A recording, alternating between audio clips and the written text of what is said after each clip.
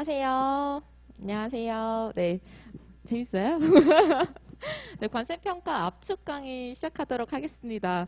어, 저번 시간에 저한테 호응을 굉장히 잘해줬던 학생이 다시 나타나가지고 눈만 봐도 지금 너무 행복한 것 같아요, 지금.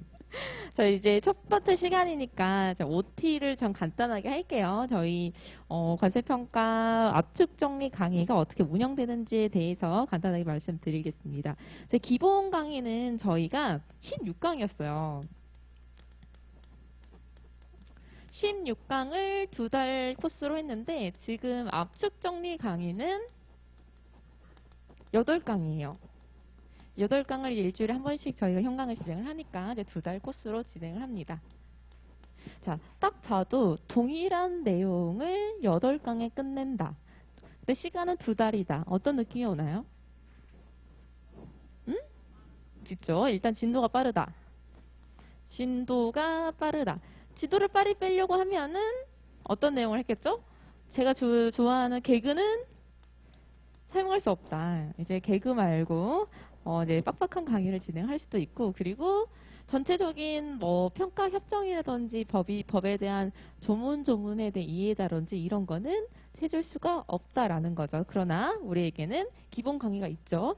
이 기본 강의 혹은 기본서를 참고를 하시면 충분히 이해가 돼요. 그러면 압축 정리만 들으면 절대적으로 이해할 수 없냐라고 물어보실 수가 있을 텐데 그건 아니에요. 왜냐하면 전체적으로 관세 평가에 대한 전체적인 그 보는 시각과 그리고 이제 숲 그리고 이제 작은 나무들을 다 같이 강의를 할 거니까 이해는 안 돼. 그렇지만 관세 평가에 몇 점 몇에서 나왔던 내용을 근거로 이렇게 정리를 했고 이런 개념이 있습니다라고 했는데 에헤 16점 1이 궁금해. 근데 난 기본 강의에서는 그걸 다 읽어드리고 왜 이렇게 나왔는지에 대해서 서술을 다 해줬지만 압축 정리 강의는 그렇게 하지 않는다라는 거죠. 이제 그런 부분이 있어요. 두 번째, 공부할 시간이 많다.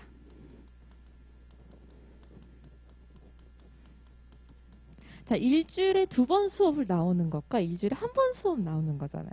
그러면 본인 스스로 공부할 수 있는 시간이 훨씬 많아졌다라는 거죠. 그건 뭐예요? 내가 확인을 좀 해보고 싶다라는 거예요. 스스로 학습 확인을 한다? 시험을 보겠다는 거죠. 오늘은 첫 번째 시간이니까 제가 이제 시험을 안 내는데 이제 다음 주 시간부터는 조그만 쪽지 시험을 볼 거예요. 그래서 압축 정리 강의 계획서를 보면은 저희 강의 교재 말고 강의 시간 보면 강의 시험이 6시 45분부터 7시까지 되어 있어요. 그래서 20점짜리 문제를 저번 강의 시간에 배웠던 내용을 토대로 내일 출제를 할 거예요. 출제를 할 문제에 대해서 알려드릴 경우도 있고, 예를 들어서 다음 주 시험은 관세법 제30조 제1항에 대해서 쓰는 거예요 라고 알려줄 수도 있어요. 매우 중요한 법령을 기재하는 암기 시험 같은 경우. 그리고 이제 범위가 조금 넓어지게 되면은 제가 말씀을 안 드리고 출제를 할 거예요. 근데 출제를 할 때 여러분이 이걸 딱 보고 고민스럽거나 이거 뭐야? 라고 생각할 정도의 문제 수준은 아니고요. 여러분을 복습시키기 위한 목적으로 출제를 할 거예요. 특히 이제 법령 암기. 자, 제39회 관세사 시험 문제 보신 분? 봤다. 문제 안 봤어?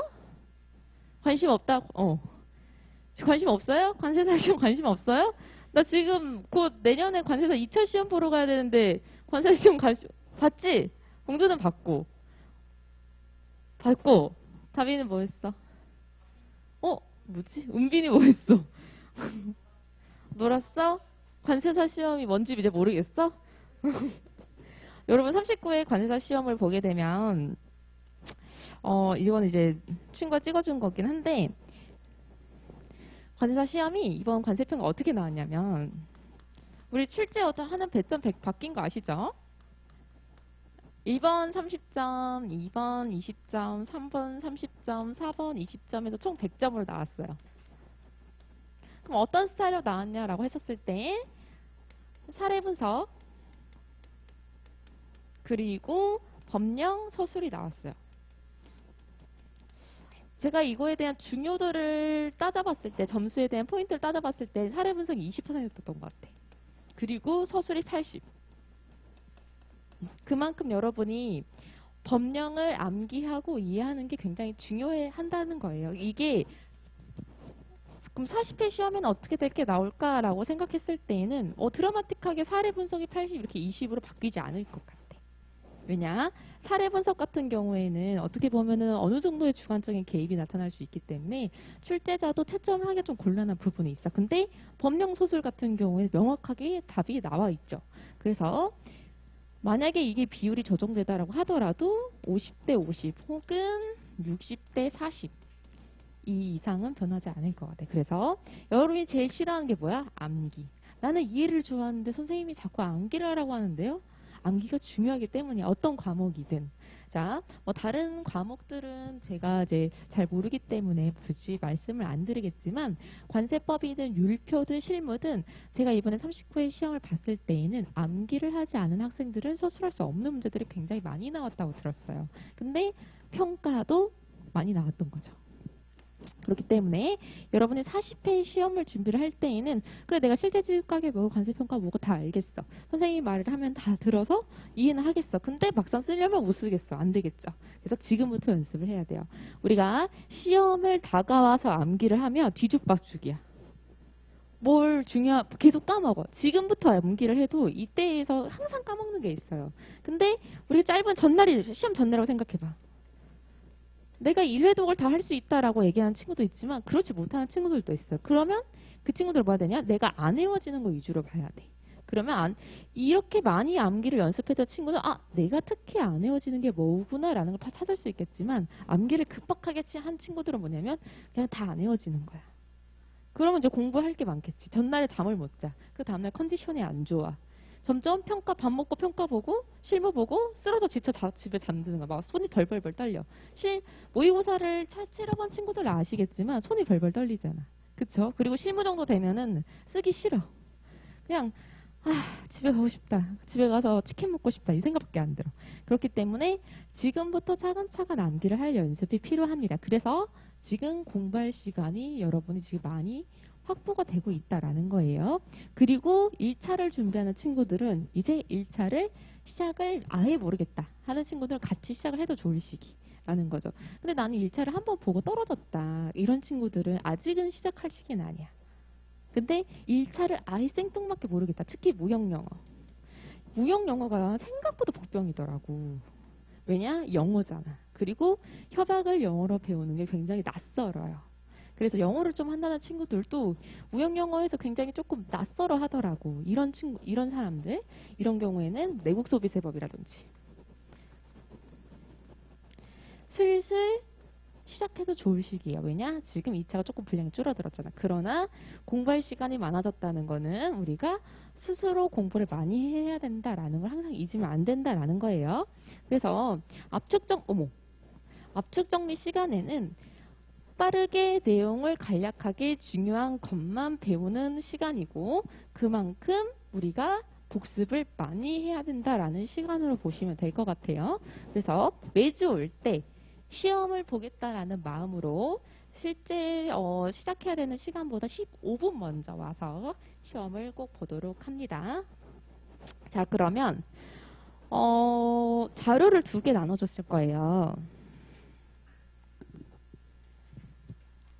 첫 번째 자료 같은 경우에는 제1관 가격 신고 등 이렇게 나와 있잖아요. 그쵸? 이거는 그대로 이제 저희 3단 법령을 그대로 제가 복사를 한 거예요. 여러분 지금 관세법 법령집 있죠? 그 법령집과도 동일할 거예요, 아마. 즉, 27조부터 관세법과 관련된 법령들이 나와 있는데 27조부터 지금 특수물품에 대한 과세가격 결정 방법까지 네네. 특수물품, 수입물품 과세가 결정자로 제출까지 제37조의 4까지 관련된 법령을 이제 3단 논법을 그대로 저희가 제출을 드린 거고 두 번째 같은 경우에는 이제 고시까지 합쳐서 관세평가에 관련된 법령을 정리를 한 거예요. 그래서 이 2가지를 좀 같이 겸비해서 볼 수 있도록 합니다. 자, 결국에는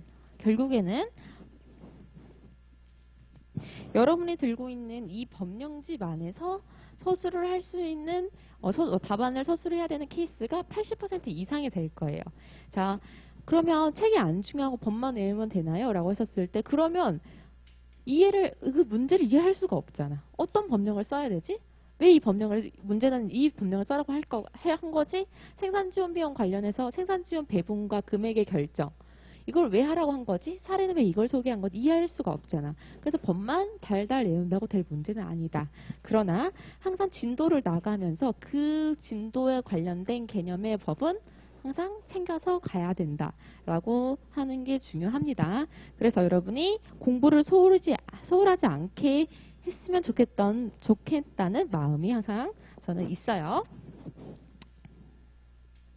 자, 그러면 우리가 관세평가, 약초정리 이제 실제 진도 진행하도록 하겠습니다. 저에게 주어진 시간이 8강밖에 없기 때문에 이제 정신을 바짝 차리고 진행을 하도록 할게요. 자, 관세평가. 자, 관세평가가 뭐죠?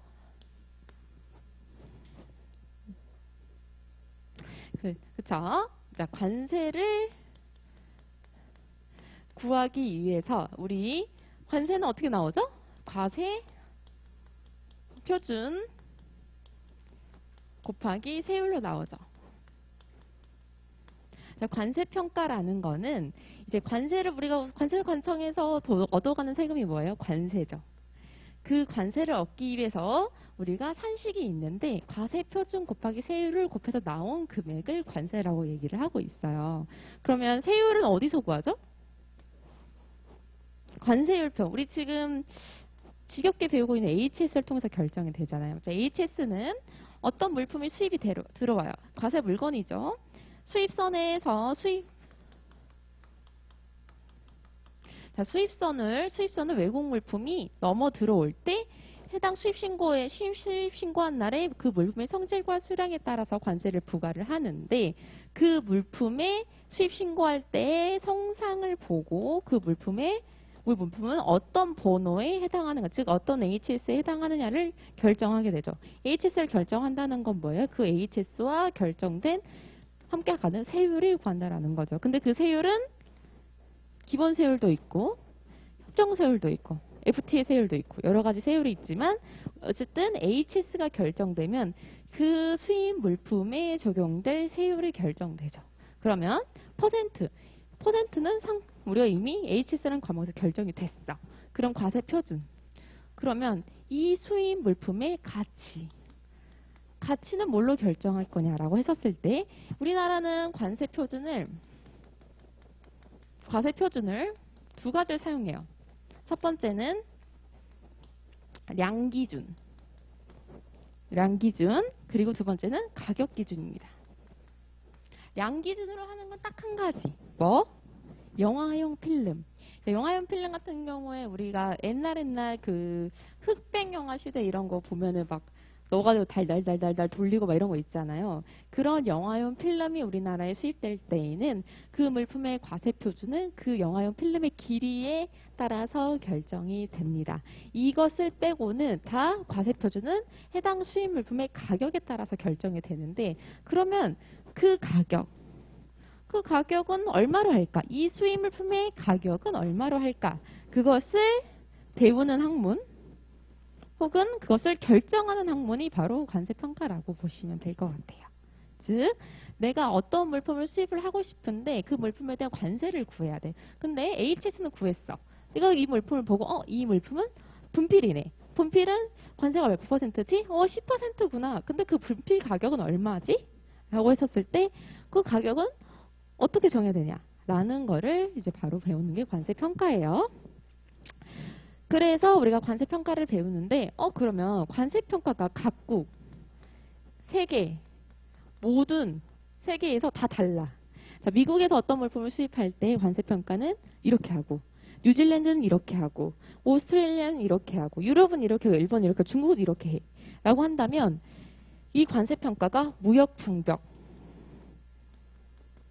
혹은 자국 보호 이런 수단으로 사용될 수가 있죠. 예를 들어서 A라는 국가는 관세평가를 할 때 굉장히 어떤 가격에 대해서 높게 쳐줘요. 예를 들어서 어떤 기준인지는 제가 정확하게 상상이 잘 안 되지만 그 가격에 대해서 한정 끝도 없이 그 물품의 가격을 막 높여. 그러면 수입 물품의 관세가 높게 책정될 거 아니야. 이 과세가표가 높아지니까. 그러면 그 물품의 국내에 들어왔을 때 경쟁력을 잃겠지. 수입 물품의 원가가 높아버리니까 경쟁력을 잃을 거잖아.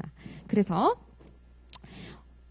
무역 장벽으로 활용이 될 수 있어. 그럼 안 되잖아. 우리는 뭐 무역의 자유화, 세계의 자유화 이거를 꿈꾸고 있는데 이 관세 평가가 각국의 세계에서 아무렇게나 해가지고 관세를 확 높여가지고 무역이 자유롭게 일어나지 못하고 오히려 물품이 자유롭게 이동하지 못하고 무역 장벽으로 활용이 된다. 관세 평가를 알아서 해버리죠. 그래?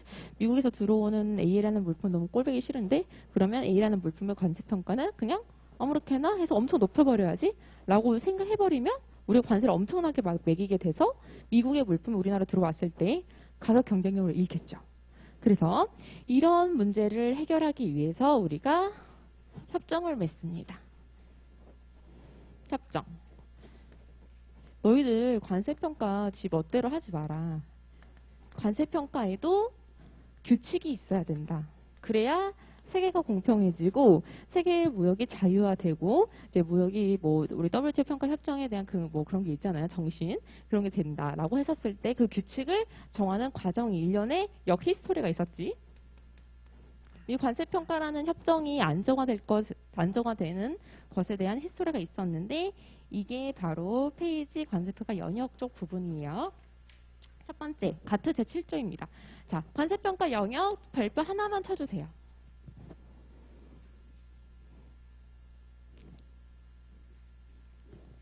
이거를 암기를 하려고는 하지 말고요. 사실 문제에 제가 실전 모의고사 가면 한 번쯤은 내지만 한 번 이상은 잘 안 내는 문제예요. 그렇지만 관세평가라는 이 규칙이 어떻게 지금 자리 잡았는지에 대해서는 여러분이 아셔야 되니까 한 번쯤은 짚고 넘어가야 된다고 생각해요. 그래서 첫 번째, 가트 제7조.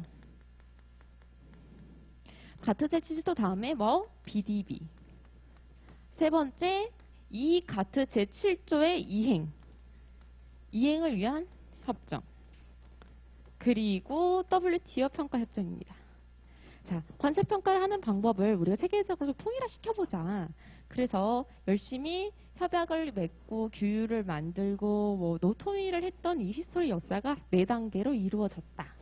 근데 각각의 협약과 그리고 약속들이 조금씩 특징이 달라요. 근데 그 특징들을 지금 이 한 표로 정리를 한 거예요.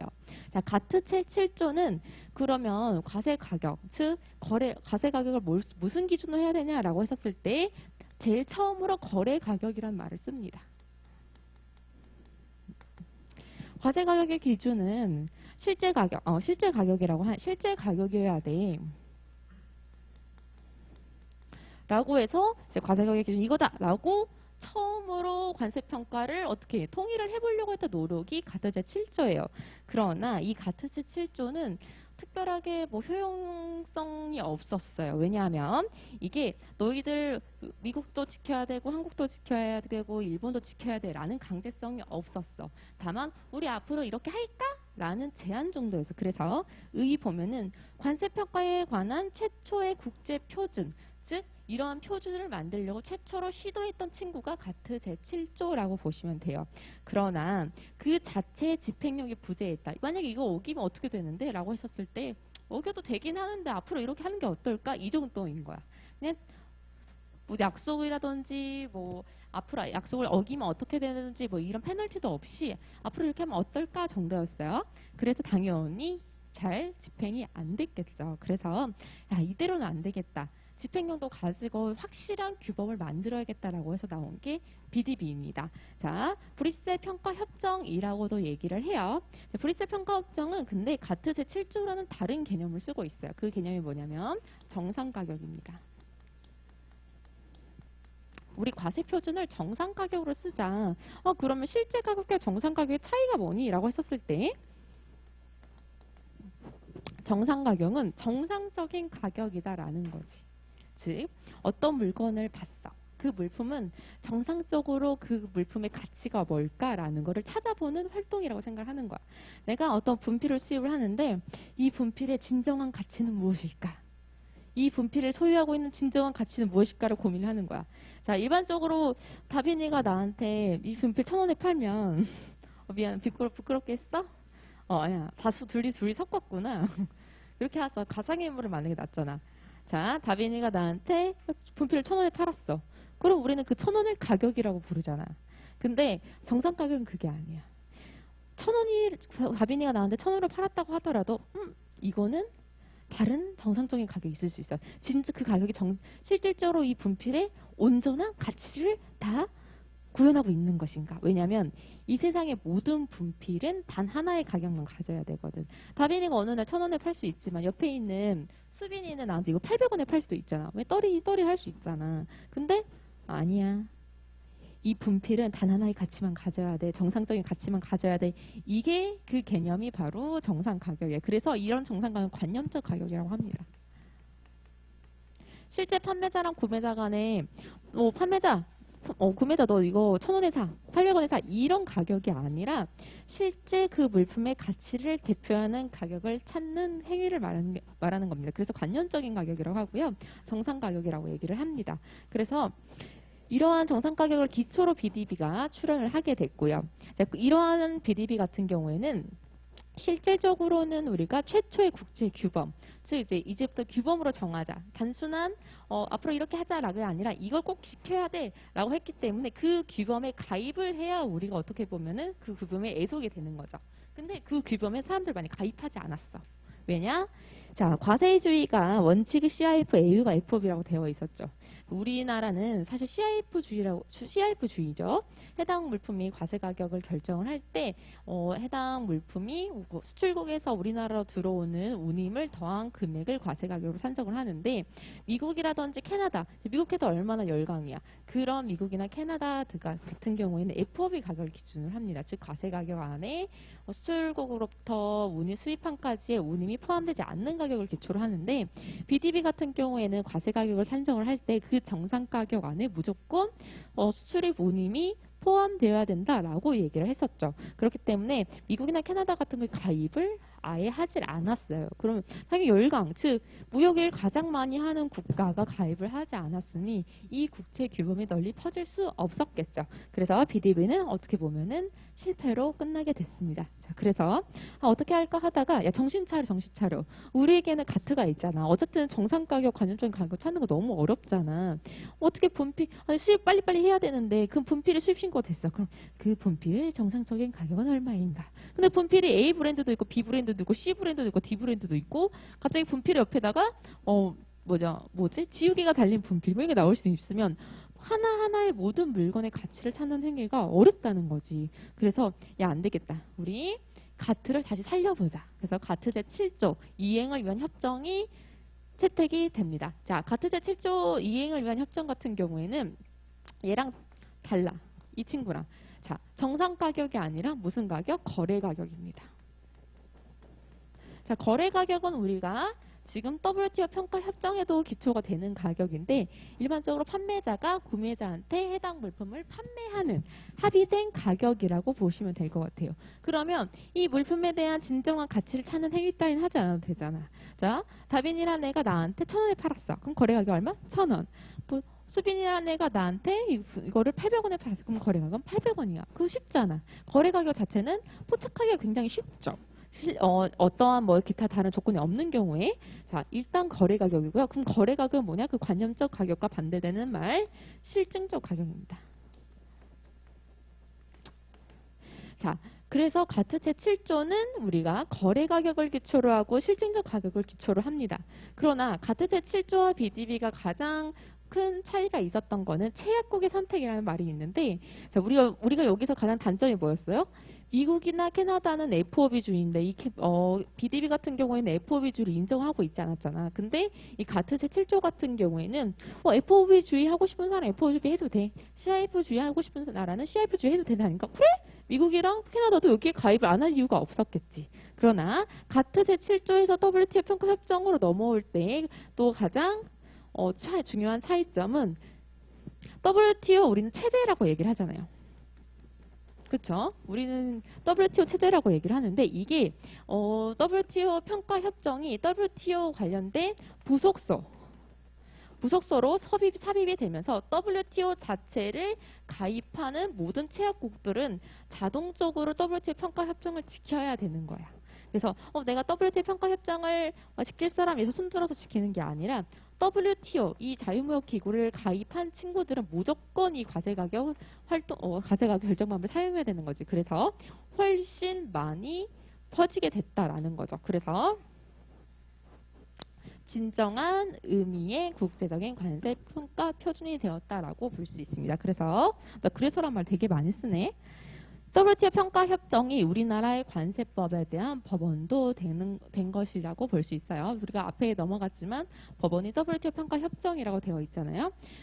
우리나라 관세법은 WTO 평가 협정에 근거해서 만들어졌고 그게 관세법 제30조에서 35조라고 크게 얘기를 하고 있어요. 특히 우리 관세평가 운영에 관한 곳이 우리가 같이 관세법이랑 같이 보고 있는 WTO 관세평가 운영에 관한 곳이 같은 경우에는 WTO 평가 협정에 관련된 내용이 굉장히 많이 반영돼가지고 개정이 된 부분이 있습니다. 그래서 우리는 WTO 평가 협정 체제 안에 있는 국가로서 거래 가격을 기초로 과세 가격을 산정하고 있다라고 보시면 될 것 같아요.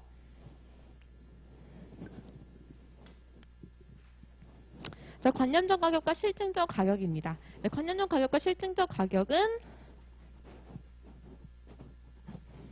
아까 설명했다시피 대비되는 개념입니다. 그래서 대비되는 개념을 이렇게 표로 나타내서 암기를 간단하게 단어로 해주시면 좋겠죠. 관념적 가격,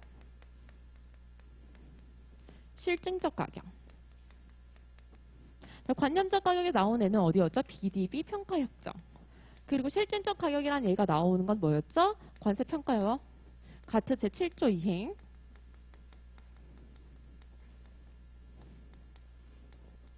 그리고 WTO 평가협정이죠.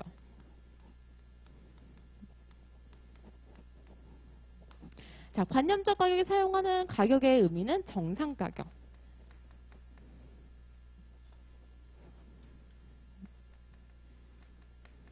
그 정상 가격의 정의는 다음에 밑줄을 합니다.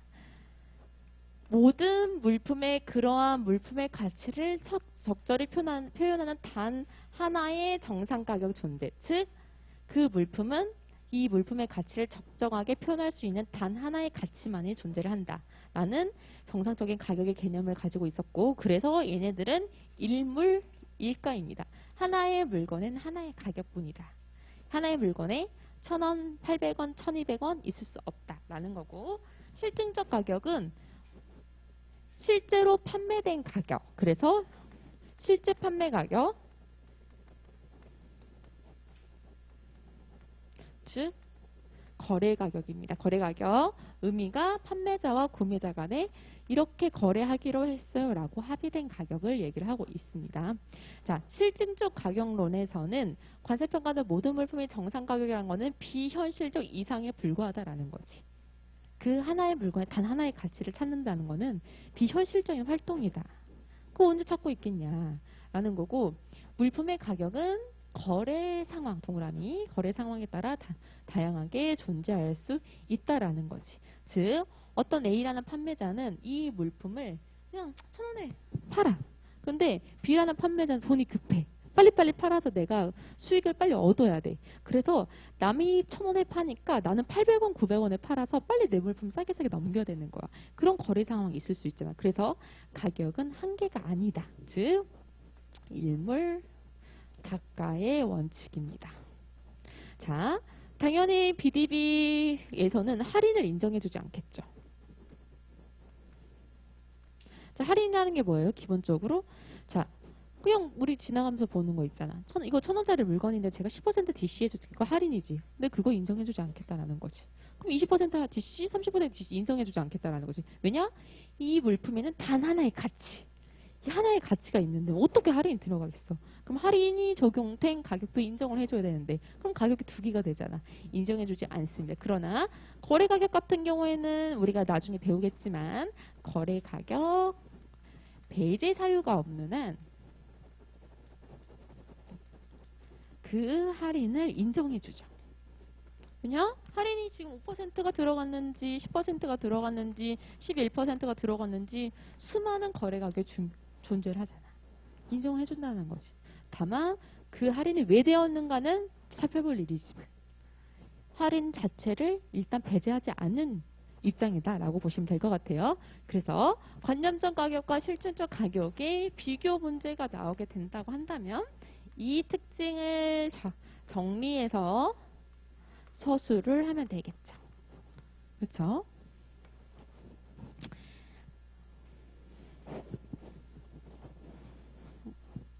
표로 외우는 게 굉장히 좋아요.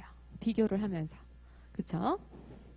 다 썼나요? 이 표는 필기를 안 하셔도 되나? 요? 하고 계시는 거죠?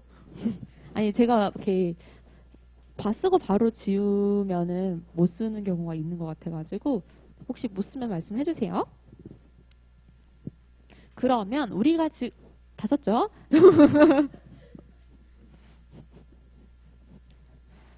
그럼 우리가 지금부터 배우는 모든 내용은 WTO 평가 협정에 근거한 관세 평가 방법을 배우는 거다라고 보시면 될 것 같아요.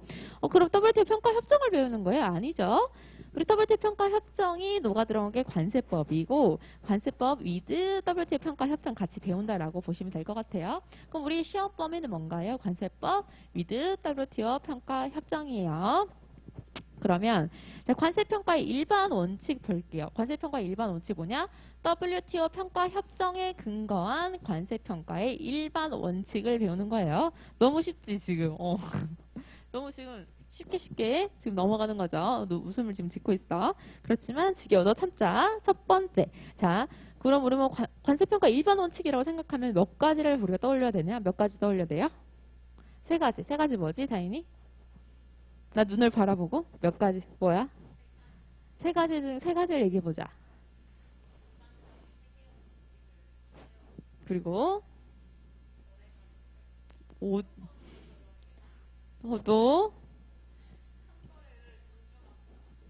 뭐 책을 보면 나도 다 얘기를 할 수 있을 것 같은데. 자, 시험이라는 게 그래요, 여러분. 다 알 것 같은데 뭐야 이렇게 시시해라고 했는데 실제 암기해서 써라고 얘기를 하면은 쓸 말도 없는 것 같고 어디서부터 어디까지 써야 되는지 몰라. 그래서 우리가 단권화도 필요하다고 얘기를 하는 거고 내가 어디서부터 어디까지 외워야 되를 암기의 범위를 정하는 것도 굉장히 중요해요. 자, 제가 처음에 출간을 했던 기본서 보시면 꽤나 두껍죠. 이거 다 암기할 수 있어요? 그쵸? 없죠? 그래서 내가 암기하고 필요하고 중요한 요점이라고 생각하는 것을 이 조그만 책에 다 담도록 하세요. 자, 내가 모든 걸 서술체로 다 썼잖아. 근데 그 서술체를 다 암기할 순 없잖아. 관세평가는 그래서 이랬습니다.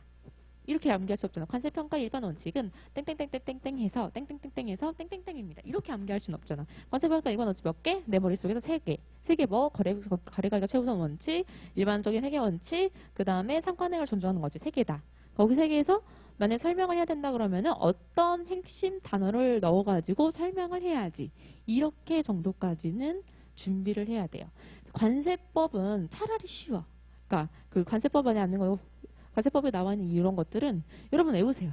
여러분 외우세요. 토시 하나 틀리고 오지 말고 외우세요. 라고 하면 쉬운데 평가에 대한 문구라든지 특정 개념에 대해서 예를 들어서 생산지원 비용 같은 경우에는 내가 어디서부터 어디 개념을 살펴보고 검토를 해봐야지 이런 거는 본인 머릿속에 있는 거잖아. 그래서 그 개념이 몇 개가 있는지 그리고 어떤 게 주요 핵심 단어인지 사례를 볼 때 어떤 거를 동그라미 치면서 함정에 걸리지 말아야 하는지도 지금 이 시간에 다 같이 공부를 합니다. 자, 우리가 다음 코스는 기출문제풀이에요. 이것만 하면 바로 문제풀이를 들어간단 말이야. 그러면 내가 문제를 풀기 직전까지의 실력을 쌓아놔야겠죠. 그러니까 굉장히 중요한 시간이라고 볼 수 있어요. 그래서 자, 관세평가 일반 원칙 몇 개? 세 개다. 세 개인데 첫 번째 거래가격 최우선 적용 법칙, 두 번째 상거래 관행 존중 법칙, 세 번째 일반적으로 인정된 회계 기준을 활용하는 것. 이 세 개 별표 해주세요. 별표 하나 정도만 해주면 되겠다. 그리고 그 세 가지의 원칙을 최소 두 문장 이상으로는 설명할 수 있는 본인만의 문장이 있어야 돼. 이 문장을 굳이 사용을 안 해도 돼요. 똑같이 토시나 틀리지 말게 외우라고는 안 해. 그러나 내가 거래가격 최우선의 법칙을 왜 관세평가 일반 원칙으로 우리가 두고 있는지에 대해서 이해를 해야 쓸 거 아니야. 그쵸? 네, 거래가격 최우선 적용 원칙 뭐가 제일 중요하냐라고 했었을 때 WTO 관세평가 입장은 관세평가 기초는 최대한 평가 대상 물품의 거래 가격이어야 한다라고 얘기를 하고 있어요. 자, 그렇기 때문에 우리가 거래가격 최우선 적용 법칙을 적용할 수 있는 것으로 보여지는 WTO 평가 협정의 내용이 뭔가 있을까? 생각해 본 적 있어요? 어디서 이거를 유추했을까? 응? 판매의 범위? 용역거래?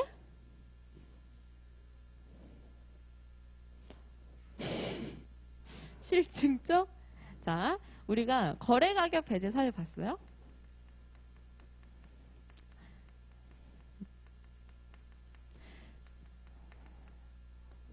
우리가 거래가격을 최우선으로 적용을 하고 있기 때문에 특별한 이유가 아니면 이거 의미가 뭐냐? 거래가격을 무조건 과세가격으로 사용해야 된다라는 거야. 거래가격이 짱이다. 거래가격이 미쳤다. 과세가격이 1등이다 라고 생각을 하는 건데 그럼에도 불구하고 거래가격을 쓸 수 없는 게 있어. 근데 그게 사유가 딱 4가지야. 그래서 항상 근데 거기에 뭐라고 써있냐면 이 4가지 이외에는 일반법 써야 된다. 기타가 없잖아. 기타 관세청장이 거래가 이거는 합리적인 이심인 사유인 거고 법정 거래가격 배제 사유 같은 경우에는 딱 4가지 이외에는 거래가격 배제를 할 수가 없어요. 그리고 법정 가산 요소. 법정 가산 요소 몇 개예요? 6개? 6개? 확실해? 확실해? 진짜? 어? 확실하지 않아? 거래가격, 법정 가산 요소. 괜찮아요. 자신 있게 대답하셔도 돼요. 저희 가족이 한 번 다 모셔가지고. 자, 법정 가산 요소 6개예요. 이게 뭐냐? 거래가격에 원래 거래가격 손대면 안 돼. 거래가격이 짱이기 때문에. 근데 법에서 그래도 이것 정도는 좀 조정하자. 그래서 법정 가산 요소 외에는 함부로 이 거래가격에 더할 수도 없게 됐어요. 손대지 말라. 법정 가산 요소 외에는 이 거래가격에서 함부로 더하지 말라. 라고 되어 있죠. 이 거래가격을 굉장히 존중하고 있다라는 거예요. 그래서 거래가격은 거래가격 배제 사유에 한정해서만 그것을 무시할 수 있고 최우선 적용 원칙을 따르지 않고 이 방법 이하로 대체평가 방법으로 평가를 할 수 있고 법정 가산 요소에서 정해진 6가지 외에는 거래가격에 함부로 어떤 가격을 더할 수도 없어요. 그래서 거래가격을 최우선으로 적용을 한다라는 게 지금 여기 이런 사례를 보고 근거가 될 수 있다라고 볼 수 있습니다. 그럼 상업적 관행 존중 볼게요.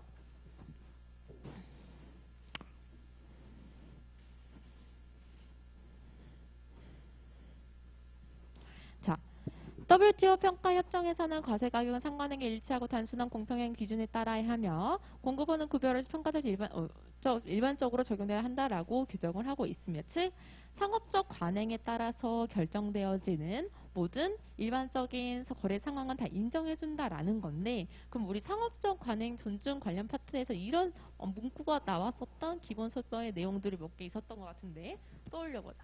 뭐가 있었을까? 응? 뭐라고? 그쵸. 너무 잘했어. 처분 또는 사용의 제한.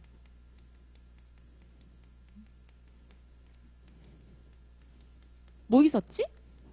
정확하게? 어떤 사례가 있었지? 응? 그치. 우리가 화장품 테스터 관련된 사례 본 적 있나요? 사례 본 거 기억나요? 자, 처분 또는 사용의 제한이 거래 가격에 실질적인 영향을 미치는 경우에 우리가 거래 가격을 쓸 수 없었잖아. 그러면 이 사례가 처분 또는 사용의 제한에 해당하는 겁니까? 라는 걸 공부한 사례가 있었는데 자, 이쁜 화장품이 하나 들어와. 근데 얘는 그냥 화장품이야. 해라. 근데 어떤 화장품이 같이 들어와. 다음 선적분에 어떤 화장품 들어오는 이건 해라인데 똑같이 해라고 써있어. 여기에 근데 빨간 페딱지로 테스터라고 스티커가 붙였어. 겁나 크게.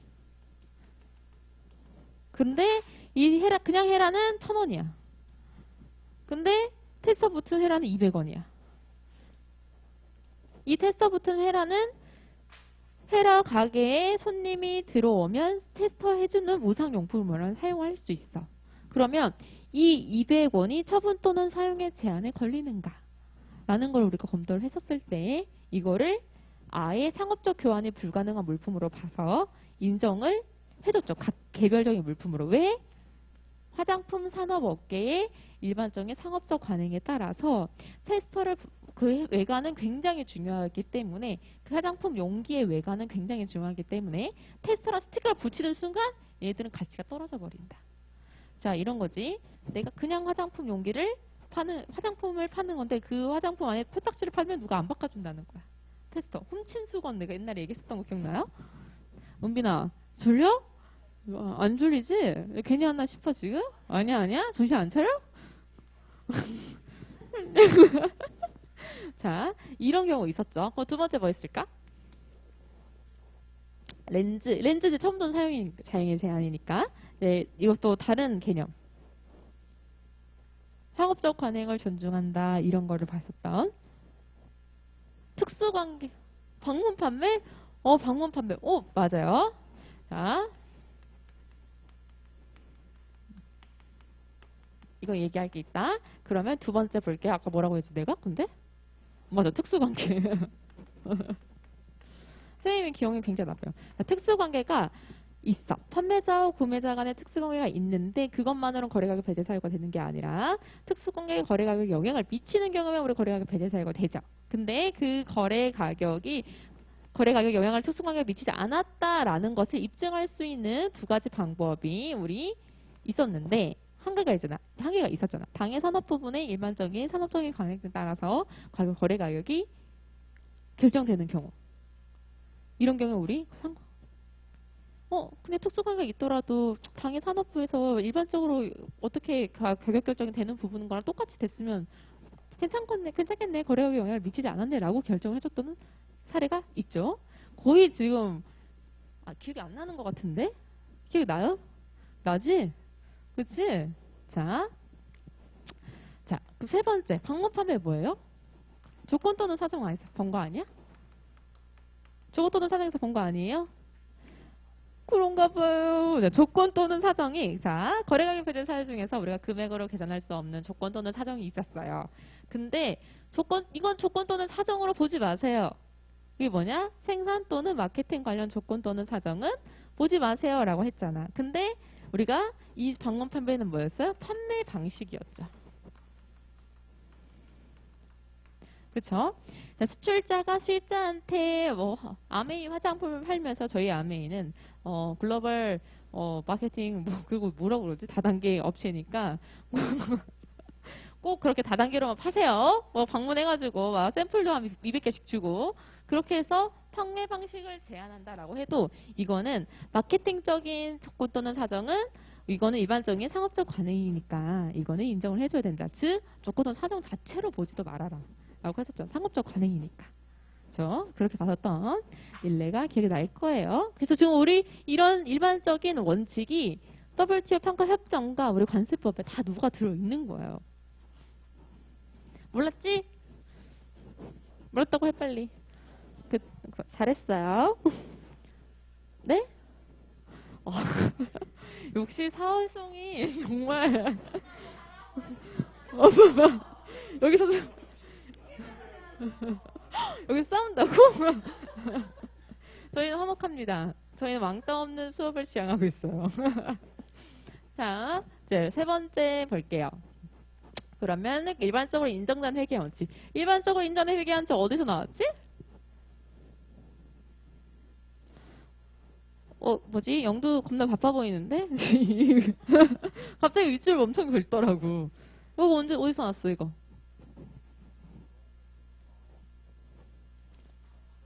그쵸. 법정 가산 요소. 자, 법정 가산 요소는 우리가 객관적이고 수량할 수 있는 자료로 근거해서 계산을 할 수 있어야 되잖아. 근데 그 객관적이고 수량할 수 있는 자료가 뭐냐? 일반적으로 인정된 회계 원칙에 따라 작성이 돼야 돼요. 두 번째. 뭐 있었겠죠? 뭐 있어요? 말 시키지 마? 희재, 멋있는 척 하면 다야. 빨리 말해봐. 모르겠어? 당당한데? 이 방법이야?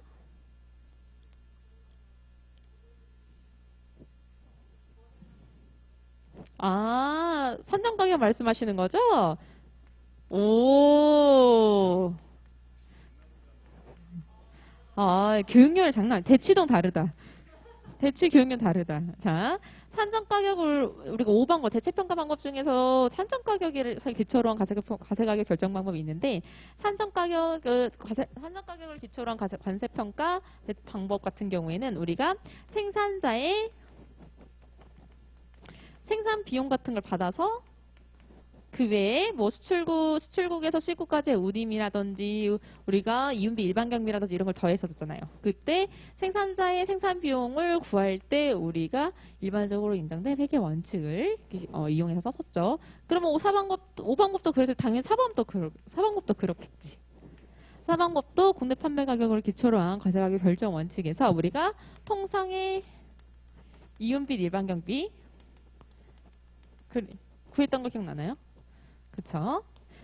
그 부분도 이제 우리 통상 이윤비 일반 가격을 구했을 때에도 일반적으로 인정된 회계 원칙에 따라서 결정된 납세 의무자가 제출한 통상 이윤 경비와 세관장이 제출한 동종 동류별과 비교를 해가지고 우리가 구했던 거 기억나실 거예요. 지금 다 쏙쏙 숨어 있었다는 거를 알려드리려고 말씀을 드렸던 겁니다. 그래서 우리가 관세평가의 일반 원칙은 세 가지다. 거래가격 최우선 법칙, 그리고 상관의 존중 법칙, 그리고 일반적으로 인정된 회계 원칙 세 가지입니다. 그리고 과세가격 결정 방법 우선순위입니다. 자, 우리가 관세평가를 할 건데 관세평가를 할 방법 몇 가지가 있어요? 총 6가지가 있죠. 자, 일단 우리가 거래가격 최우선 법칙이라고 했으니 그 1번은 거래 가격을 기초로 한 관세평가 방법이에요. 근데 그 2번부터 6번법은 거래 가격을 쓸 수 없을 때 사용하는 대체평가 방법입니다. WTO 평가협정비 관세법에서는 과세 가격을 결정하는 방법은 총 6가지가 있다. 근데 그 6가지 중에서 최고봉은 거래 가격 우선, 즉 1번 강해 물품의 거래가를 기초로 한 과세가 결정 방법이고 이게 안 되면 어떻게? 이게 안 되면 다른 방법이 있어야 될 거네. 그 다른 방법을 무려 5가지나 고안을 해놨다. 그게 2방법부터 6방법이다. 그러면 2방법부터 6방법까지 본인이 쓰고 싶은 거 쓰는 게 쓰는 것이냐 아니다. 순차적으로 적용하다. 2방법을 적용했는데 안 되면 3방법, 3방법 안 되면 4방법, 4방법 안 되면 5방법, 5방법 안 되면 6방법이다.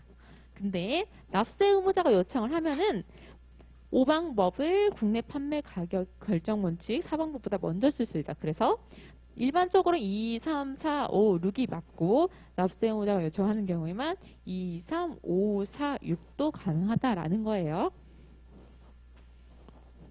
자, 우리가 그러면 10분 정도 쉬고 과세 환율 적용 들어가도록 하겠습니다.